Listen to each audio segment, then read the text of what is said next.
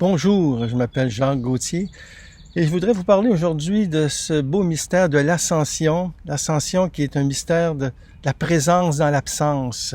Le Christ qui monte au ciel mais qui demeure présent avec nous.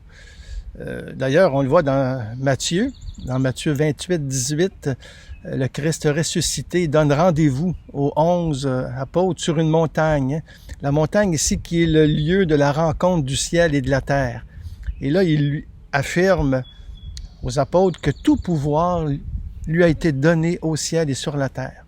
Alors il les envoie baptiser, faire Église, transformer le monde en un royaume d'amour et de paix. Et dans les Actes des Apôtres, au chapitre 1, alors les apôtres, ils le virent s'élever et disparaître à leurs yeux dans une nuée. Alors on voit ici que le Christ, en fin de compte, il retourne vers le Père, mais il ne s'est pas absenté de nos vies depuis que les apôtres l'ont vu s'élever au ciel. Il est bien là dans nos prières et nos engagements. Et si nous souffrons de son absence, c'est parce qu'il nous est présent autrement. Vous savez, la montagne, souvent, elle est belle de loin. Quand on est proche, on ne voit pas vraiment la montagne, la beauté. La distance permet une plus grande proximité. Et c'est la même chose aussi dans la vie humaine. Si moi, par exemple, je pars en voyage et je m'ennuie de mon épouse, mais c'est parce qu'elle m'est présente. Alors, c'est la question qu'on peut se poser aussi. Est-ce que je m'ennuie de Dieu? Est-ce que Dieu me manque?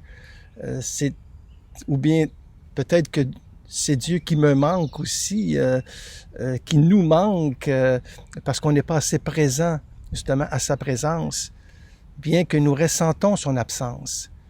Mais l'absence c'est souvent une forme supérieure de présence. Alors il leur dit, Galiléens, pourquoi restez-vous à regarder vers le ciel? C'est l'ange qui dit ça aux apôtres. Alors il nous arrive aussi, nous, de fixer le ciel comme si nous n'attendions plus rien de la terre. Nous sommes assoiffés de lumière, puis nous cherchons des fois la source qui peut combler notre désir de bonheur. Puis nous pressentons bien qu'un jour l'amour de Dieu nous embrassera éternellement. Et son esprit a été donné pour nous tourner vers ce Dieu de tendresse, que Jésus appelle Abba. Et c'est la promesse de Jésus aussi. Vous allez recevoir une force, celle du Saint-Esprit qui viendra sur vous. Allez, vous serez mes témoins à Jérusalem, dans toute la Judée et la Samarie, jusqu'aux extrémités de la terre. Cette force que le Seigneur nous envoie, c'est vraiment à la Pentecôte. Et on peut dire que c'est comme une grande neuvaine de l'Ascension à la Pentecôte, où nous nous préparons à recevoir l'Esprit Saint. Il est bon que le Christ s'en aille, comme il disait à Marie-Madeleine, « Ne me retiens pas », parce qu'il nous est présent sous une forme qui est très, très forte et qui est par son Esprit Saint. Si le Christ n'était pas parti, il ne nous aurait pas donné son Esprit Saint, qui est le défenseur, qui nous rappelle ses paroles. Il nous est présent aussi lorsque 2 ou 3 sont réunis en son nom. Il est là au milieu de nous. Il est présent dans la prière. Alors c'est pour ça qu'il est avec nous. Et le ciel, il est en nous. Il est en nous. Le Christ n'est pas en haut, en fin de compte. Il est en bas avec nous. Il n'est pas au bout du chemin. Il est au milieu avec nous. Il n'est pas absent. Il agit à travers nous pour continuer à aimer et à nous guérir aussi. Il ne s'est pas éloigné de nous, en fin de compte. C'est un peu comme nos êtres chers qui sont décédés. Ils ne sont pas partis, ils sont arrivés. Et ils nous ont précédés, en fin de compte. Et dans la foi, le Seigneur, justement, nous savons qu'il les accueille et qu'il les aime. Alors c'est pour ça que cette force de l'Esprit Saint en nous fait prendre conscience que la résurrection, nous la vivons en ce moment. J'ai déjà, justement, fait une vidéo là-dessus, la résurrection du Christ dans nos vies. Qu'est-ce que ça change? Alors, le ciel est en nous, en fin de compte, mais sur terre. Nous sommes prévenus par une lumière, en fin de compte, qui est cachée au fond de notre être, que le Christ est vraiment présent, il est nous. Et nous sommes invité à habiter le ciel de notre âme. C'est la belle expression de Thérèse de Lisieux, ça, que Sainte Élisabeth de la Trinité va reprendre aussi. Le ciel de notre âme. Ce ciel est si profond que seul l'Esprit Saint peut nous y conduire pour prolonger l'humble prière d'offrande à son Fils. Parce que quand nous prions, surtout quand nous vivons l'oraison, j'en parle beaucoup ici sur YouTube de cette forme de prière, de l'oraison, eh bien, nous continuons la prière de Jésus au Père. C'est l'Esprit qui a l'initiative et qui prie en nous, qui dit « Abba ». Hein?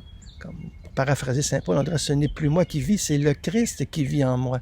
C'est l'Esprit Saint qui, justement, en moi, crie « Abba, Père ».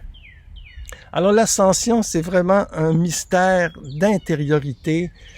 C'est où nous nous éveillons, en fin de compte, dans le Christ, qui nous ramène au cœur de notre cœur. Il est là, vivant.